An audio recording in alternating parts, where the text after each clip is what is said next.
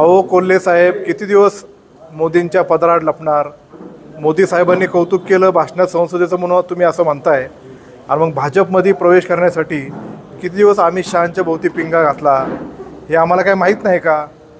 आणि म्हणून एखादा खासदार निवडून गेल्यानंतर आपल्या मतदारसंघामध्ये किती उपस्थिती होती याचे 100 प्रश्न स्वतःला विचारा ना. कुठल्या गावात किती काम केले याचे 100 प्रश्न स्वतःला विचारा मला विचारण्यापेक्षा. आणि राहिला विषय, तुम्ही ज्या ज्या गावात जाऊन जी भाषणं केलेली आहेत त्या गावात तुम्ही एकदाही आलेलं नाही. तुमचा 0 रुपयाचा तिथं निधी आहे.